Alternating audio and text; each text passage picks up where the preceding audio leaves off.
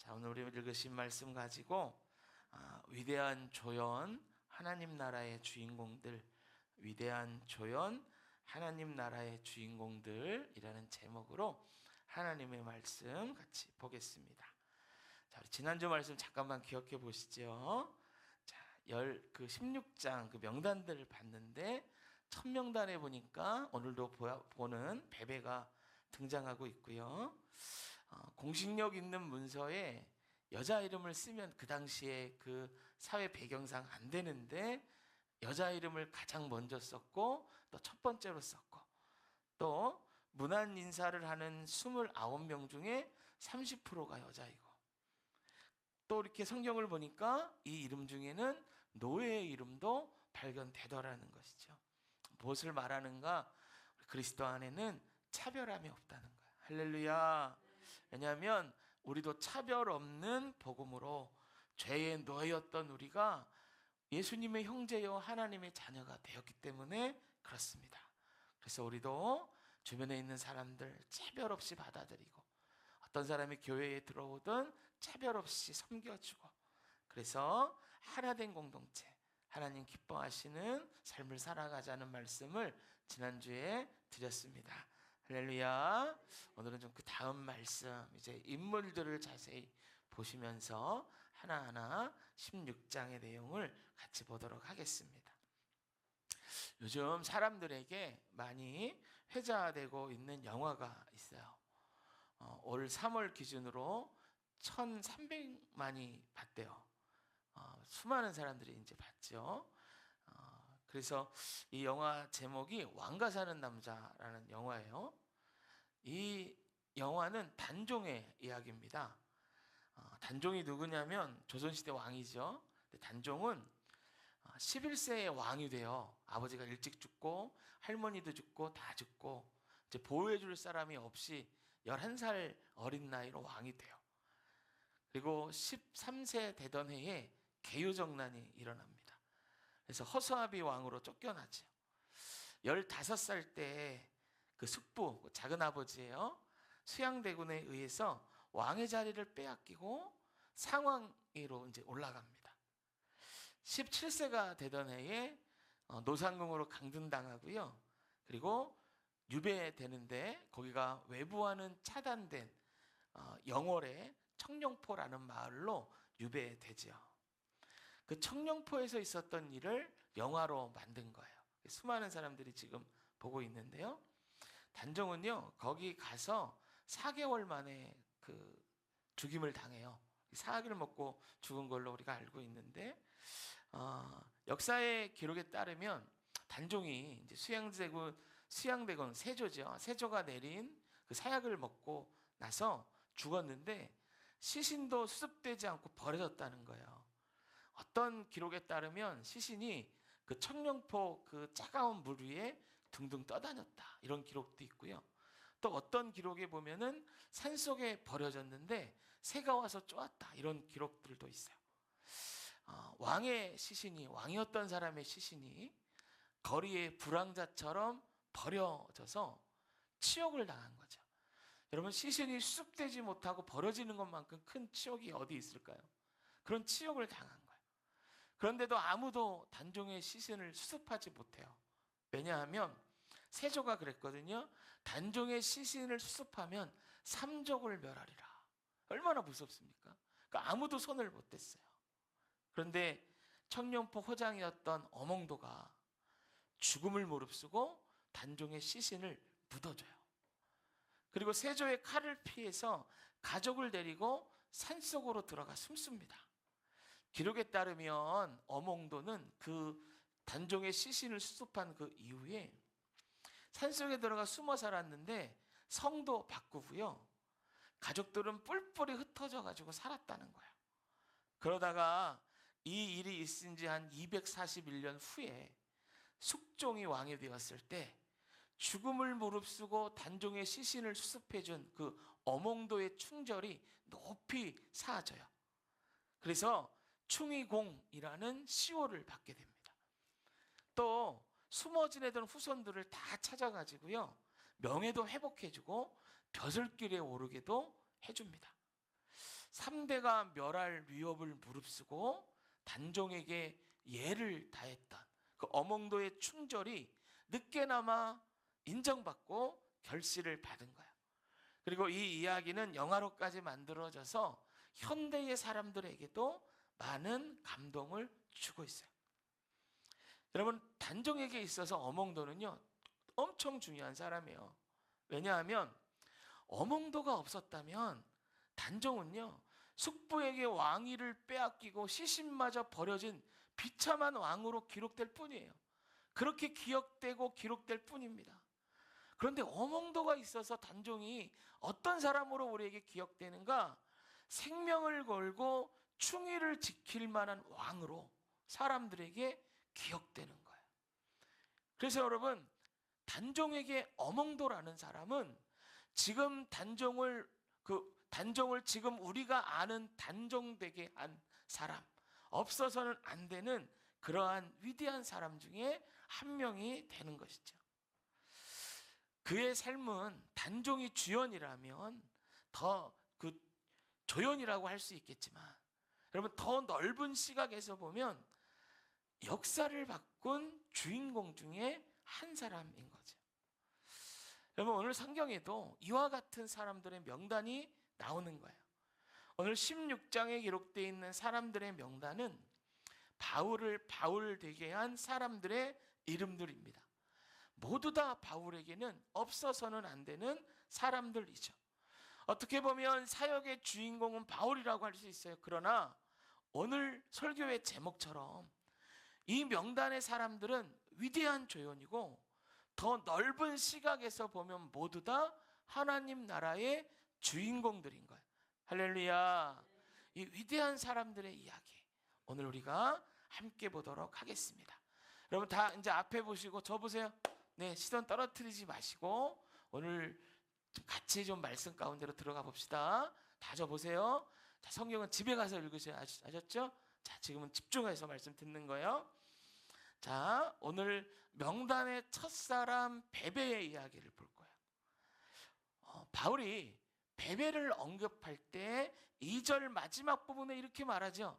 이는 그가 여러 사람과 나의 보호자가 되었습니다. 여러분 그럼 생각해 보세요. 어떤 사람에게 보호자가 필요할 때가 언제입니까? 강하고 능력 있을 때 필요할까요? 아니면 약하고 어려울 때 더 필요할까요? 약하고 어려울 때. 그죠? 이걸 통해서 이런 생각을 해볼 수 있어요. 아, 바울이 뭔가 힘들고 어려운 일이 있을 때 베베가 도와줬나 보다. 이렇게 유추해 볼 수 있어요. 그러나 이것만을 가지고 베베가 그러하였다라고 속단하기는 조금 이른 것 같아요. 아직은 잘 모르겠어요. 이것에 대해서 성경에 많은 단서가 있지도 않아요. 그러나 이 적은 단서들을 가지고 유추해 볼 수는 있죠. 그래서 오늘은 그 작업들을 할 거예요. 그러니까 여러분 말씀 들을 때 집중력 흐트러뜨리지 마시고 함께 성경 안으로 들어가 봅시다. 여러분 이렇게 얘기하는데 못 듣고 이것만 들면 이상한 이야기 또 들리거든요. 그러니까 전체를 다 들으셔야 돼요. 그러니까 집중력 흐트러뜨리지 마시고 저 보세요. 여러분 눈이 떨어지면 마음이 다치고요. 귀가 다쳐요. 그럼 졸리기 시작해요. 아셨죠? 여러분 내가 피곤해서 조는 게 아니에요. 귀가 안 열리고 마음이 다쳐서 조는 거예요. 그러니까 여러분 저 보세요. 첫 번째가 뭐냐? 목사를 보는 거예요. 자, 여러분 눈을 보시지 마시고 입을 보세요. 입을. 네, 제가 좀 부담스러우니까 입을 보세요. 자, 바울에게 무슨 일이 있었기에 베베를 보면서 아니 나의 보호자가 되었나라고 말해 주었는가? 베베와 바울의 접합점이 있는가? 이제 먼저 성경에서 그걸 찾아보는 거예요. 무슨 접합점이 나오나 보면 사도행전 18장에 보면요. 찾지 마세요. 네, 저 보세요. 필요한 건 제가 다 PPT 만들었어요. 저 집중력 딱 보시는 거예요. 자, 사도행전 18장 18절에 보면 베베가 있던 갱그리아에 바울이 방문한 이야기가 나옵니다. 18절 보면요. 이렇게 해요.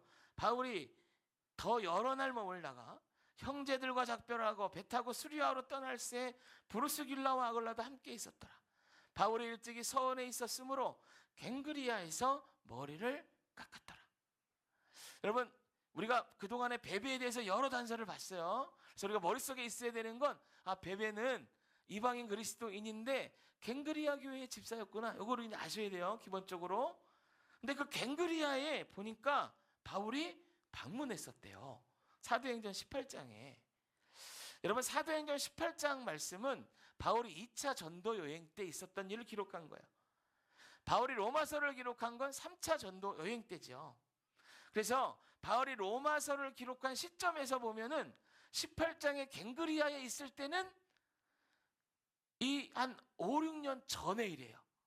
그러니까 바울이 로마서를 쓰면서 5, 6년 전에 있었던 일을 회상하면서 베베의 이야기를 썼다는 거예요. 그리고 했던 말이 나의 보호자가 되었습니다. 그러니까 베베를 처음 만난 그때부터 지금까지 베베와 강한 결속이 있는 거예요. 그리고 베베를 처음 만난 그때에 갱그리아에서 있었던 일을 기록한 거죠. 그러니까 첫 만남이 아마도 강렬했던 것 같아요, 바울에게. 그래서 그걸 기록해 두었죠. 18장 사도행전에 보면, 사도행전은 누가가 썼는데 누가는 바울과 여러 날 함께 다니고 바울과 함께한 사역자 중에 하나거든요. 의사 누가야 예수님이 제자 아니고 의사 누가예요. 그래서 아마 그 바울의 일을 기록하면서 바울에게 갱그리아의 이야기나 아니면 같이 활동했을 때의 그 일들을 기억하는 게 있었을 거예요. 그러니까 사도행전에도 그 일을 기억해 놓은 거예요. 그럼 갱그리아에 가서 무슨 일을 했나 보니까 두 가지 일을 했어요. 첫 번째는 머리를 깎았대. 그죠? 여기 보면은 갱그리아에서 머리를 깎았더라.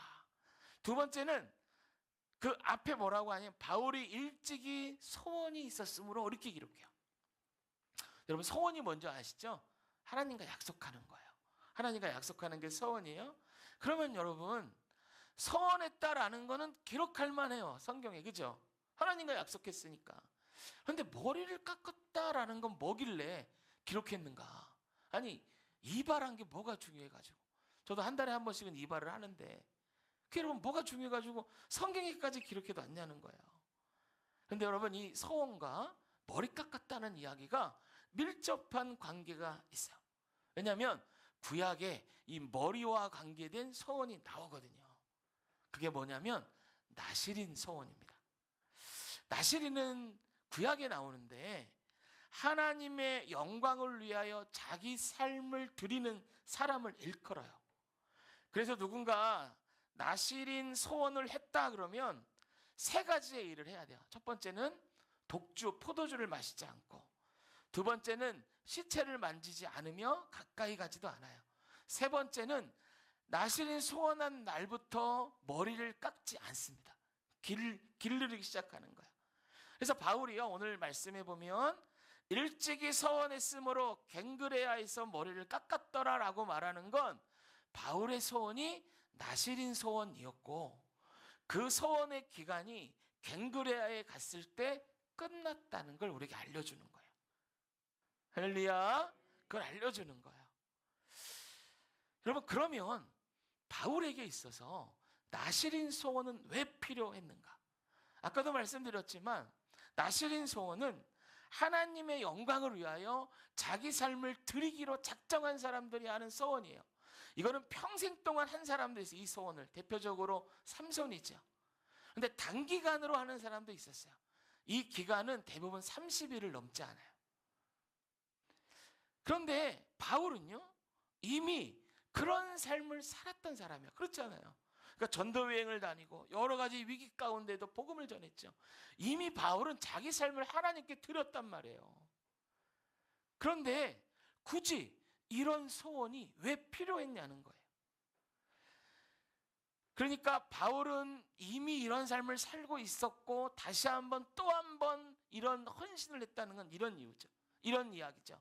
하나님 앞에 자기의 삶을 재헌신할 시간이 필요했다라는 거예요.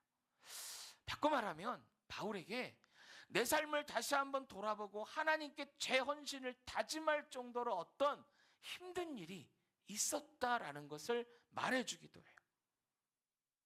그러면 어떤 일이 있었는가? 18장의 시점은 바울이 2차 전도 여행을 마치고 이제 선교의 본부라고 할 수 있는 수리아 안디옥으로 돌아가는 길이었어요. 그래서 갱그레가 항구거든요. 거기서 배를 타기 위해서 거기로 간 거예요. 그러니까 18장쯤에 사도행전 18장쯤에 바울에게 무슨 일이 일어났다면 그건 2차 전도 여행 때 있었던 일일 거예요. 그거 우리가 알 수 있어요. 그러면 2차 전도 여행을 한번 살펴보자고요. 바울에게 어떤 일이 있었는가? 바울이요, 빌립보에 갔을 때 이런 일이 있었어요. 귀신 들린 여종을 고쳐준 것 때문에 매 맞고 투옥됐어요. 왜냐하면 귀신이 쫓겨나니까요, 여종이 점을 못 치게 됐어요. 그 일로 여종의 주인들이 바울을 고발한 거예요. 여러분, 이게 얼마나 악한 사람들입니까?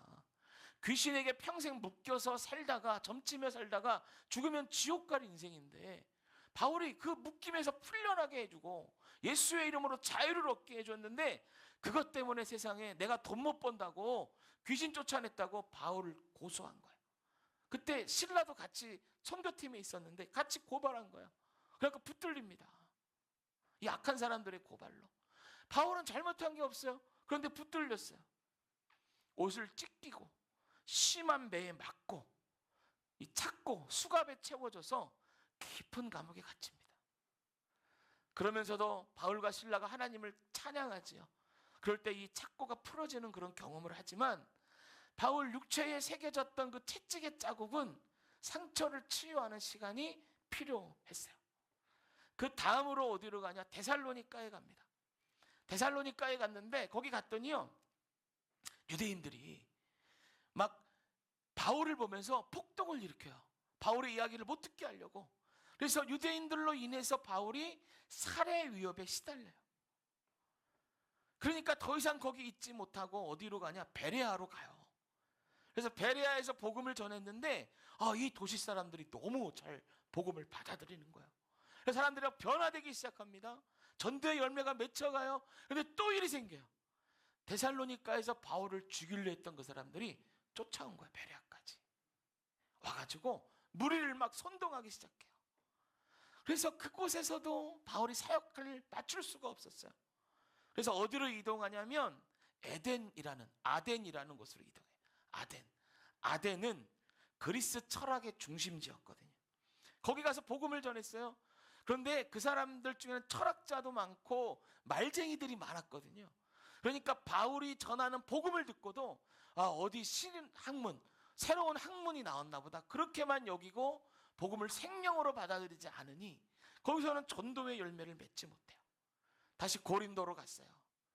이제 고린도에서 갱그레아로 오게 되는데 고린도에 갔을 때는 살해 위협뿐만이 아니라 육체적인 위협과 어려움에 시달려요. 그 고린도에 타락하고 막 그 음란한 문화 가운데 놀라요. 막 바울이. 사도행전 18장 9절에 보면 바울이 얼마나 두렵고 놀랐던지 환상 가운데 하나님이 이렇게 말씀하세요. 너 두려워하지 말고 침묵하지 말고 말하라. 우리 주님이 환상 중에 나타나셔서 말씀하세요. 이럴 정도로. 그러면서 또 어떤 일이 있었나? 유대인들은 계속 바울을 찾아와요. 막 못살게 굴어요.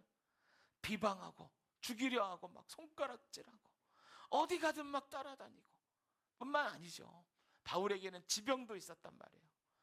이 병이 얼마나 심했던지 자기 스스로 병에 대해서 이렇게 얘기합니다. 내가 육체에 가시가 있다. 여러분, 가시가 몸에 박혔다고 생각해 보세요. 큰 가시가. 가만히 있어도 아파요. 활동하려고 그러면 가시에 찔리는 것 같아서 활동할 수도 없어요. 이런 육체를 가지고 있었던 바울입니다. 물론 여러분, 이 사도행전을 읽어보면 각각의 고난 가운데 큰 은혜가 있었어요. 그래서 하나님 찬양하고 기뻐하고 회복되는 일들이 있었지만 바울에게 육체적으로 회복될 시간이 필요했어요. 그 시간들이. 이렇게 보면 바울이 나신일 소원을 다시 할 정도의 힘든 일이 뭐가 있나? 2차 전도 여행을 쭉 살펴볼 때에 저는 그런 생각이 들어요. 어느 한 사건뿐만이 아니라 전도의 여행을 하는 내내 시달렸던 바울이 그 힘들고 어려운 마음 때문에 다시 한번 하나님의 은혜를 돌아보고 자기의 사역을 뒤돌아볼 시간이 필요하지는 않았을까? 그래서 나신을 소원을 한 것은 아닐까, 그런 생각을 하게 되는 거예요. 그럼 여러분 생각해 보세요. 바울이요 2차 전쟁을 다 마쳤어요. 고린도 사역도 마쳤고 이제 수리아 안디옥으로 돌아가려고 이제 그 아직 소원 기간이 안 끝났으니까 머리가 길었겠죠. 그리고 갱그리아로 왔어요. 그러면 이때에 바울의 상태가 어땠을까, 여러분? 힘있고 열정적이고 막 이런 상태였을까? 아니면 지치고 힘든 기색이 여력했을까? 저는 두 번째라고 생각해요. 몸이 지쳤을 거예요. 힘들었을 거예요. 여러분, 바울이요 갱그리아에 처음 도착했을 이때가 바울에게는 보호자가 너무 필요한 시기였어요. 우리는 생각해요. 아니, 바울 같은 사람에게 왜 보호자가 필요해? 우리는 이렇게 생각하기 쉬워요. 왜냐하면 바울 같은 위대한 사도는 보호자도 필요 없을 것 같고, 아니, 자신에게 있는 고난쯤은 하하하 하면서 넘길 것 같아요. 힘든 일이 생겨도 하늘로부터 막 파이프가 내려와가지고 다 공급해 줄 것 같고 해결해 줄 것 같아요. 그래서 바울이 보호자가 필요하다 이런 생각은 우리는 하지 못해요. 그러나 바울에게도 보호자가 필요했다는 거예요.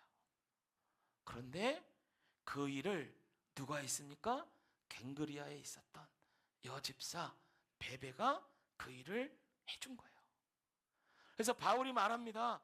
그가 나뿐만이 아니라 여러 사람과 나에게 보호자가 되었습니다. 할렐루야. 여러분, 그 힘들고 어려운 바울에게 보호자로 서줬던 게 베베예요. 여러분, 이 말을 오해하지 마세요. 하나님이 바울을 내버려뒀다, 하나님이 공급하지 않았다, 이런 말이 아닌 거예요. 하나님께서는 사람을 통해서 역사하신단 말이에요.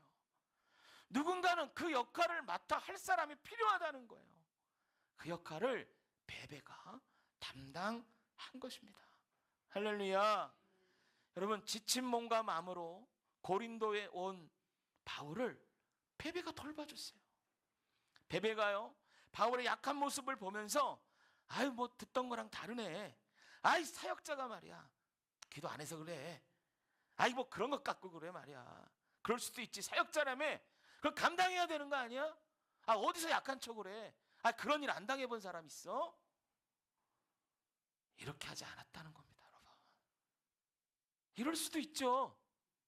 그런데 그러지 않았다는 거예요. 아픔에 동감해주고요 곁에서 지켜줬다는 거예요. 여러분, 이 시기에 유대인의 고소는 극에 달했습니다. 바울을 죽이려고 하고요 가는 곳마다 악의적인 소문을 퍼뜨리고 바울을 괴롭게 했어요. 그럴 때 베베가 바울 편에 서서 싸워준 거예요. 여러분, 보호자라는 말의 뜻 속에는요 이런 뜻도 있어요. 헬라어로 프로텍티스거든요. 보호자가, 그 말은 재정의 후원자를 말합니다. 재정의 후원자. 베베가 바울의 쓸 것을 공급했다는 거예요. 여러분, 힘들 때 도와줬던 사람 못 잊어요. 그렇지 않습니까? 그래서 바울은 베베를 잊지 못하는 거예요. 그렇기 때문에 베베가 이방인이요 여자임에도 불구하고 29명 명단에 처음으로 이름 쓴 거예요. 나의 보호자가 되었습니다. 로마서를 다 쓰고 나서 이걸 편지를 로마에 전달하는 중책을 수많은 동역자들 가운데 베베가 맡은 거예요. 왜?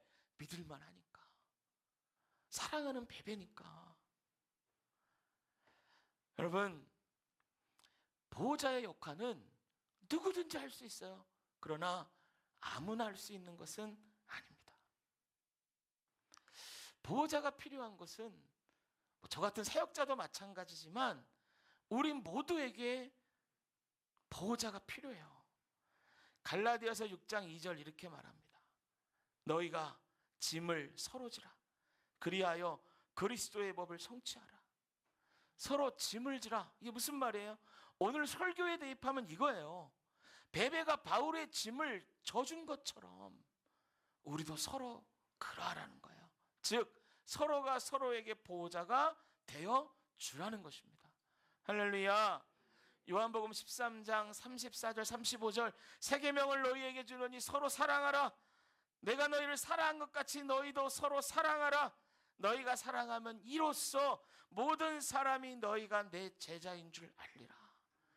서로 사랑하라 이 말도 오늘 설교에 대입해 보세요. 무슨 뜻입니까? 사랑은 말로만 하는 게 아닙니다. 사랑한다라는 건 보호자가 되어 주라는 거예요. 서로 사랑하라, 서로 보호자가 되주어라.